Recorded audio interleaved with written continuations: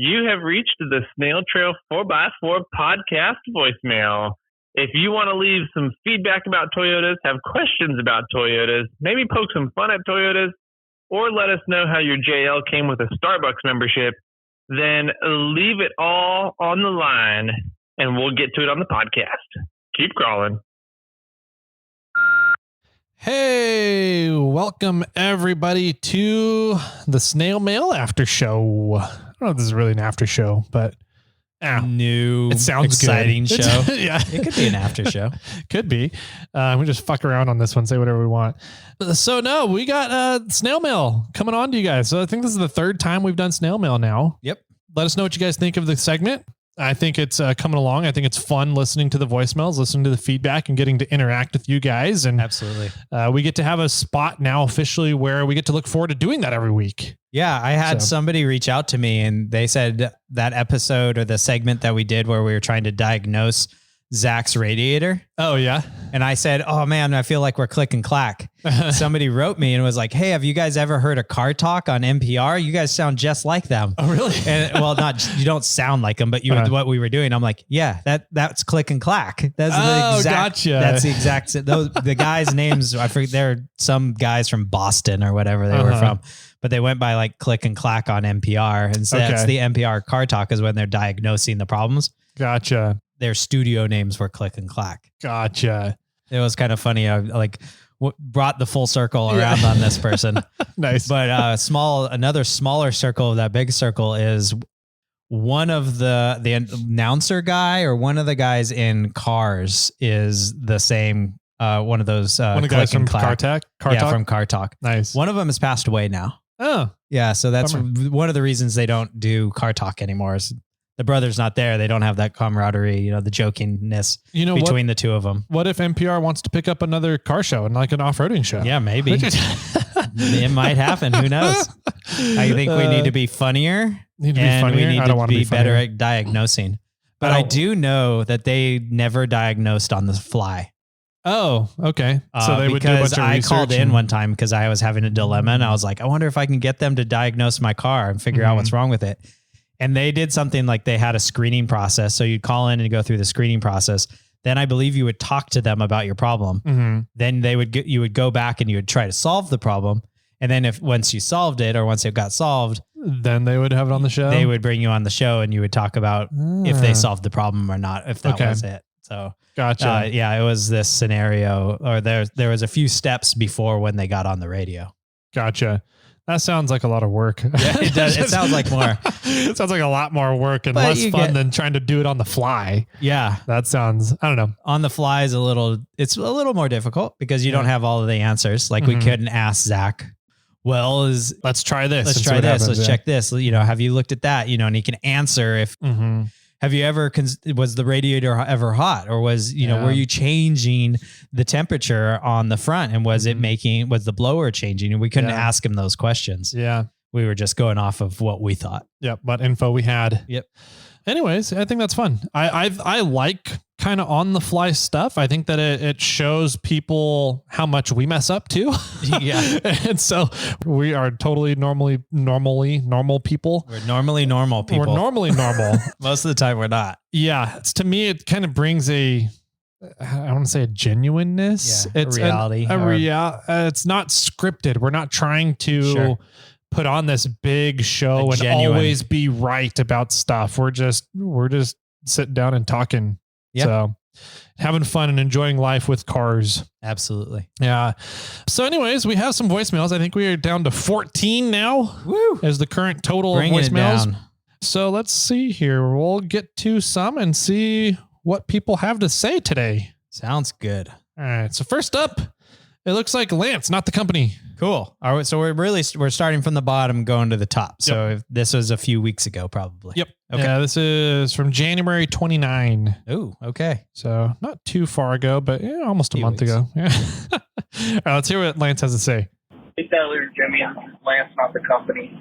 I was just listening to 472 with Nick Bailey, and the only thing I probably could have used a little bit more of was more description or maybe rubbing it in the face of the Toyota saving the Jeeps. and I'm guessing that it's Jeep, plural Jeeps, because there had to be more than one, so it always did today. Anyway, keep crawling. 6 out of 5 stars. Oh, and it was rad to meet you guys on Saturday at that event. You know, like I told you before, I was definitely fanboying a little bit, and my kids were digging on Kermit and Bobcat, so it's cool to, put a face to a name. But anyway, 6 out of 5 stars. Thanks, Lance. Awesome, Lance. It was good to see you out at the Tacoma Powered meetup up at not Bay Area Metal. That's Jerry, a Hot Metal Fab. Hot Metal Fab with Brad. Brad. It's always fun to be able to put a face to the name or a face to the voice. Mm-hmm. The voicemails that we have coming in are a blast because more than an email. Yeah. Right. Where we can read it and answer it, but now we get to hear your guys' voice. And then if we can tag the voice to a face like we did with Lance out at that meetup, it's always a blast for sure. It's a lot of fun. About Lance's comment about Toyota's always saving the day. Mm-hmm. We do that a lot. That's what we do, Yeah. We'll hear about it on upcoming Thursday episode to hear if you saved the day up on the Rubicon. We'll see. I got to cross my fingers here, and maybe I did, and maybe I didn't go. Okay. But it's a first gen 4Runner that's stuck up there. But a Toyota's going to save the day. Yeah, rescue runner. Yay, rescue. That's right, rescue runner. I forgot about that. We're going to have to make that a segment again. I don't know. It's always fun wheeling, and the camaraderie that we can do with other vehicle type owners out there is always a good time. So I'm usually out wheeling with a lot of Jeeps. Yeah. And I'm typically especially with the Mad Hatters, I'm kind of like the token Toyota that goes out on the trips, right? Pretty much. Yeah. Which is always fun to razz people about. So as long as you're not the one that breaks down. Exactly. Yep. I get to be the one, which is always kind of funny because I usually end up leading a lot of the Mad Hatters trips. Okay. Like not just putting them together. I think other people stepped up and gotten really good at putting together the trips and planning them. Sure. But I usually end up out in front. And I haven't figured out if it's just I work my way up to the front because I want to go faster than most people, or if it's because people want to follow the Toyota or what it is. But I always laugh because during the summertime, it's usually dusty, right? Yes. And they're all open top, no doors during the summertime. And I'm the one guy in the group that has a closed cab, tinted windows, and air conditioning going the whole time. So I don't have to worry about people's exhaust. I don't have to worry about the dust getting in my cab and having troubles and breathing issues. Right. But I'm always the one out in front, which I don't complain. I just think it's funny. I'm like, why didn't other people want to be out in front? You guys have the open cabs. Yeah. I don't know. I'm usually the one in the back. Yeah. Right. But that's usually because I don't want people smelling my exhaust. Yeah. And I also I'm good with just cruising with the group. Mm-hmm. However the group's cruising, I'm happy with that. Yeah. I don't feel like I need to push. You're a go along with the flow guy. Yeah. Yeah, for sure. Cool. So Lance, great meeting you, man. Oh, we're not done hearing from Lance. Is he called back? He called back a few days later, and he's the next one here. So perfect. Let's see what Lance's follow-up is here. Hey, good morning, guys. Lance, not the company. I was listening to episode 473, and you guys were talking about the Prego Pizza. That's something that my wife and I ended up doing as well. Is that Skipolini's, and there's one in Folsom, right on Folsom Boulevard, but kind of over by the Toyota dealership. So as far as I remember, it is called the Prego Pizza, but works wonders. So anyway, have fun at King of the Hammers. Keep crawling. Oh yeah. And 6 out of 5 stars as always. Perfect. We're going to have to make that into a shirt. 6 out of 5 6 stars. out of 5 stars. Lance, not the camper. Or the company. Yeah. Yeah. So, okay. Remind me about Prego Pizza. Okay. I couldn't remember the name of the company that did it, but it's Skipolini's. He was correct. Okay. So there used to be one in Roseville. I don't know if there is anymore, but there's one over in Folsom. Mm-hmm. And it's a pizza that it just has a ton of, I don't know if it's acidic foods. Mm-hmm. It's very garlicky. Yum. Yeah, I love it. It tastes great. I've eaten it. Mm-hmm. I had a food baby afterwards. But, okay. But supposedly they have claims that says you eat this pizza and it like pretty much induces labor. Interesting. Yeah. And he said it works to great effect. It works. There's many claims that it works. How quickly? Yeah, I don't. Maybe you need to Google that. But yeah, I would on like February 27th or 28th. I would I'm just get a start, pizza. Yeah, like on February 25th, 26th. I'm just going to start buying pizzas every day. You don't want to do it too early. I know, right? That's the yeah. So Lance, we'll get to that message too late probably, but yeah, I would look it up. Skipolini's pizza. I believe, like he said, I think it's called the Prego Pizza. Toppings for a Skipolini's Prego Pizza: salami, pepperoni, ham, bacon, linguiça, sausage, ground beef. Okay. With all the meats. All the meats with Kinder's barbecue sauce, chicken, onions, bacon, and mild green chilies. Bacon's on there twice. Perfect. So, just as it should be. Right? You didn't say garlic. All I remember is a super garlicky. It says, our world famous labor inducing masterpiece, ... It really works. Extra onion, sausage, ground beef, linguiça, extra garlic, Parmesan, and oregano. Extra garlic. See? Yep. Did it say garlic on there twice too? Yes, it did. Yeah. So extra garlic, regular garlic, extra garlic, bacon, more bacon, and then all the other meats. I want to know, like, if there's any explanation about why it works, how it works, or anything like that. I don't know. I think it's just the acidity from the garlic that just makes things start moving. That's my guess. Does the Prego Pizza really work? A question on Google. Doctors say there is no magical food that can cause contractions to start, but that has not stopped parents-to-be from lining up for the Prego Pizza. Pizza that induces labor. Reddit. Oh, Reddit's always right. Let's let's see what Reddit has to say about this. Some years back, I remember seeing on a news segment of Sacramento Pizza Place that makes a pizza that apparently can induce labor in pregnant women within a week of eating it. Oh. My wife is nearing her due date, and we wanted to find the place if it's still around, see if the legend of it happening is indeed true. Anybody know what the pizza place was called? And if so, what was it? It's the Prego Pizza from Skipolini's. Went around my due date, and baby came 11 days late. Pizza wasn't bad, but did end up inducing horrible heartburn. Oh, yeah. The answer, it did not work for my friend. We drove out there for a fun Prego night out dedicated to her, but it was delicious. I'm interested in a Plan B pizza. Reddit. Oh, geez. Skipolini's. I don't know if it worked because I ended up getting induced, but it did result in me violently vomiting spicy pizza all over our bathroom. Oh, proceed at your own risk. Yeah, and the secretary, to my knowledge, is having some bad heartburn already, right? Yeah. Yeah, so this might not be a good idea. And that's actually starting to go down because the kid is starting to drop. Okay. It's taking a long time for him to drop.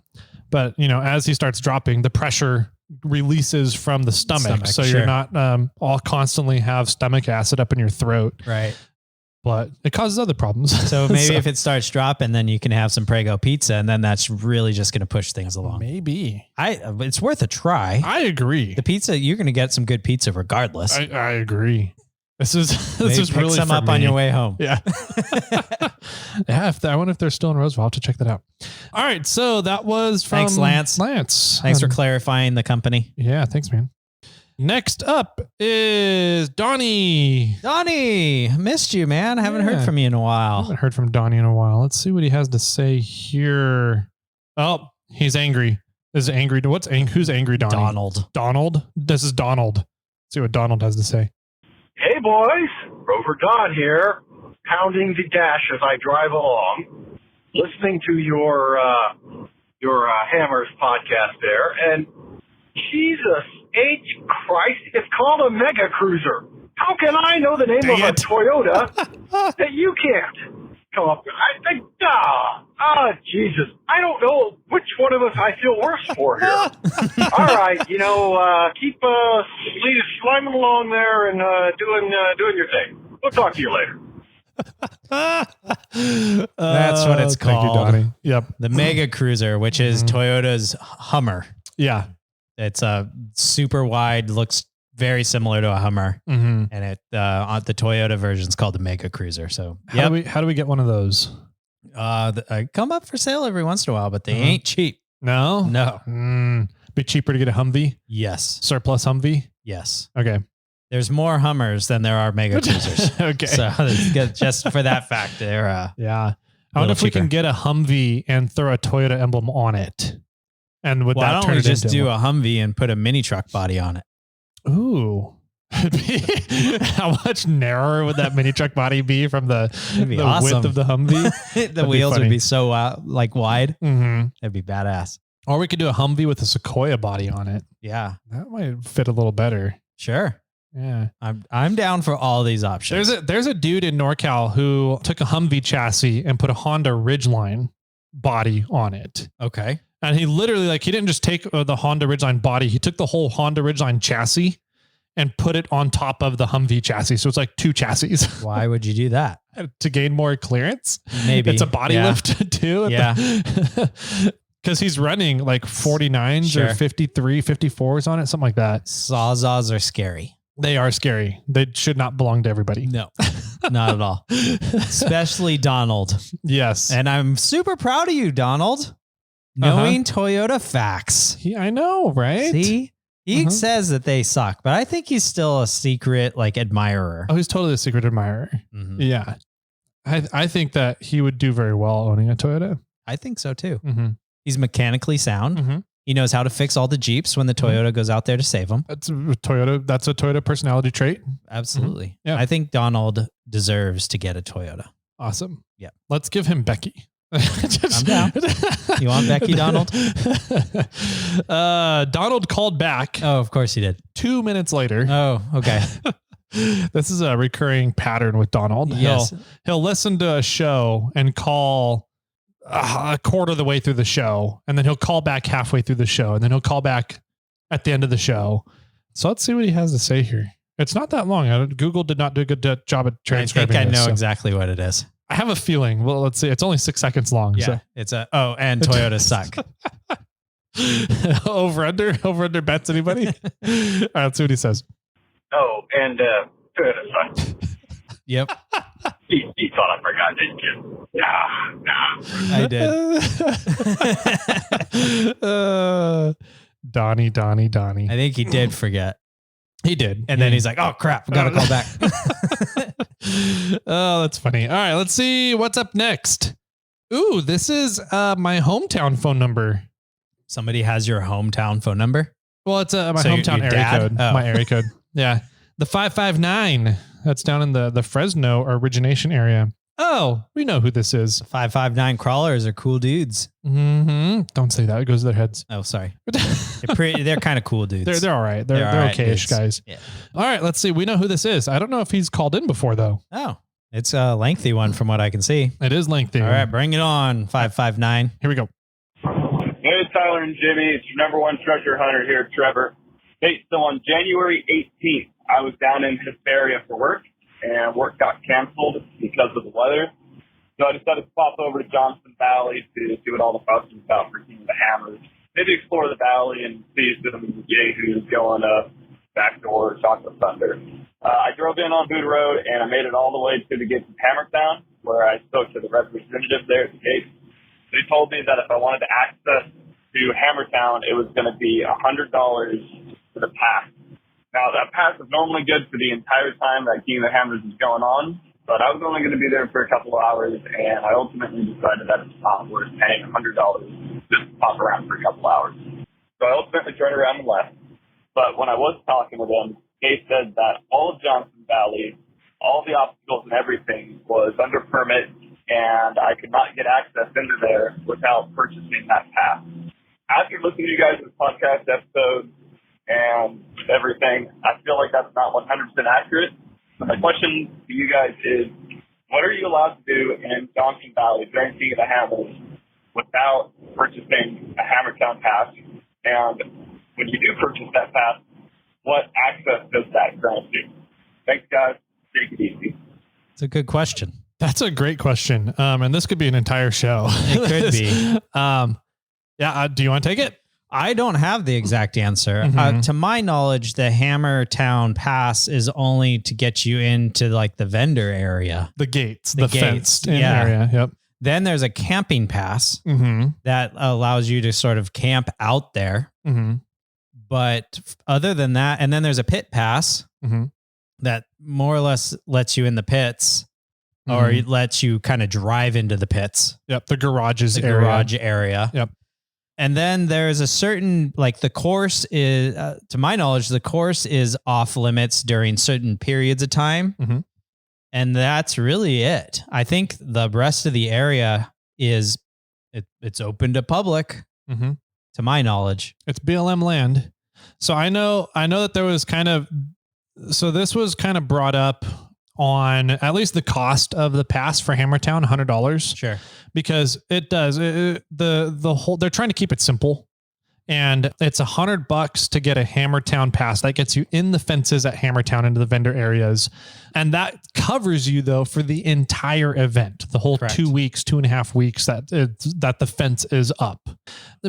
In my opinion, they need to make day passes, because it's starting to get to the point, like especially on trophy truck weekend. Yeah. There's a fuck ton of people that come in just for the day on Saturday. Sure. Just for the day on Sunday during the trophy truck races. Yeah. And then the same thing happens on the 4,400 day, Saturday. Correct. Yeah. So in my opinion, I think they need to have like a Saturday day pass or a weekend day pass or something option for people. It's starting to kind of get to that point where people are just coming in out of LA. Yeah. Up from San Diego, down from Fresno to come in for the day during those 2 weekends.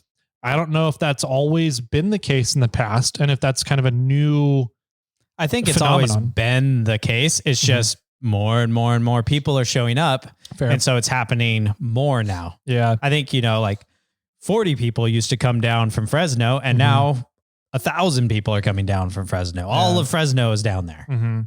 I think it's just there's sense that it's becoming more and more popular. More and more people are showing up, and more, for the day. Yeah. I do agree. They should. It shouldn't be $100 for the entire time, whether you're coming in for the day. Exactly. If you're just coming in for the day, it's too hard for them though to regulate that. It is way too hard to regulate that, and it creates more infrastructure to the event by doing that, right? Yeah. And it creates more. Gatekeepers need to look at what color badges they're already looking at what color badges you have, because you get a different badge color for if you're allowed to enter into the vendor area, if you're allowed to go into the pits, or you're working volunteering at an area, or your race teams. You have you end up with like 6 different colors of wristbands on you already. Yeah. Sorry, your cat is climbing a tree out there. Yeah, I agree. And so from the consumer standpoint, somebody visiting that's being a participant for King of the Hammers, especially just a daytime, it kind of sucks. It does. Are you really going to pay $100, or how many people are turning around just being like, okay, I guess I can't do anything here, so I'm going to leave. Right. From the event side of it, King of the Hammers almost didn't happen this year for a couple of reasons. Yeah, I heard that. But a big reason is because BLM tripled the fees this year for the permits to be down there. Yeah. And it seems like BLM does not want this event happening, but the only control that they can do without end up having an uprising is just keep increasing the cost.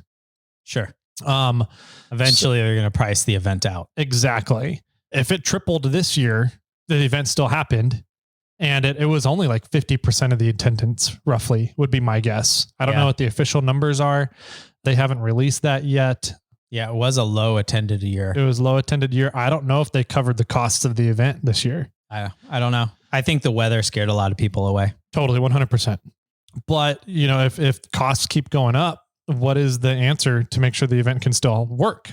Is it getting more sponsors? And when you start getting more sponsors and advertisers, well, there was already a lot of sponsors, right? I mean, like whenever they talked about it on the TV, it was like this event hosted by this company and this company and this company and this company and this company. Yep. And we're glad you're here or watching the Nitto tire race. Yep. And it's kind of like, at what point is it just become a nuisance to people watching that they don't watch anymore because there's too many companies having to get their share now. Right. And so it's an interesting spot. Will they fix it? I don't know, but I do know that BLM they claim that the entire area of Johnson Valley is permitted during those 2 weeks. Interesting. Which is not true. Oh. The lake bed right there is permitted for Hammertown for the 2 weeks. All of the trails are permitted during race times. Right. So outside of race one times. Of those, yes, it's true, but it's not 100%. Exactly. It's just like, yeah, the valley is permitted, but not all of it all the same at the same time, or not all of it at once. Yeah, sure. So it's an interesting kind of spot there where I think BLM is trying to make KOH and Hammer King Productions permit the entire thing all the time so that they are responsible for any accidents, any loss of life, any injuries that happen out there. But it's also, part of the allure of the event is that you get to go run the race course. You get to go run the trails in between the races. And that's a huge draw for this event and what makes it so special. Correct.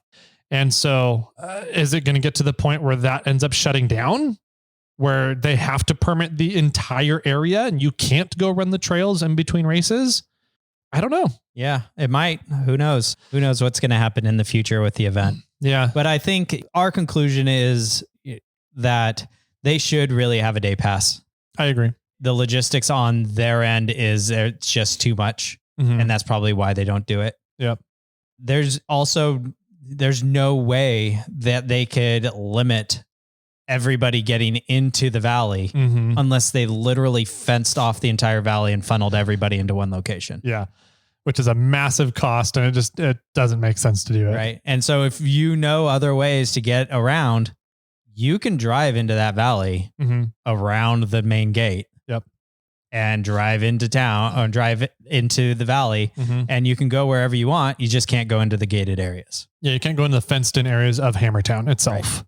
And that leads to camping as well. You can go out there and camp and technically it's up to BLM to enforce it.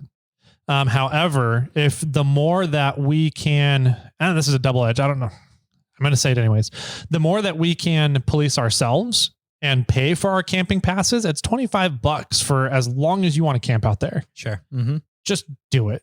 But at the same time, BLM seems to be going down this route of they're just trying to collect money at this point. It seems that way, right? Sure. And I don't know if it's because they're trying to collect money and make themselves profitable or they're trying to price out the event. Yeah. One or the other. I think it's more of just trying to price out the event. But the more that we have people not following BLM's rules, then the less likely that we can have the event in the future, the way it's ran currently. I know it's a lose-lose kind of situation. It is, yeah. Right. Yeah. In a way, I feel like you should follow the rules just so we could continue to have this event. Yeah. But if we continue to follow the rules, BLM could just continue to raise the prices on us. And we're going to be paying thousands of dollars to attend the event for a week and camp there and be able to go see the race cars and stand next to them and feel the horsepower off your chest. Yeah. So it's like, how does the line get drawn? And I'm sure Hammer King Productions is fighting the fight to try and keep it accessible for everybody. Yep. But I don't know how it's going to work in the future. I have no idea. Yeah. Good question. Technically, and I believe legally, the trails are only permitted during the race times. So I don't know if everybody at BLM, I don't know if the guards at all the gates know the technicalities of it all, but that is part of the lure of the event is that you can go run the trails. Yeah. While it's not race time. Yeah. While the race is cold. So yeah, good question, Trevor. Thanks for calling in, man. Good to hear from you. Thank you. Yeah. We're at 30-ish minutes now. So yeah, I'd say let's call it. Let's call it here. We got through 5 voicemails. So everybody keep calling in. We love hearing from you guys. We love the kind of the discussion that it brings up. And we got a lot more to get through still. So we'll keep doing it as long as you guys keep calling in. Sounds good. And if you guys want to call in, that phone number is area code 916-345-4744. And we will get to your voicemail sooner or later on a SnailMail. Yep, there it is. And with that, my friends, keep crawling. The number you have called has been disconnected.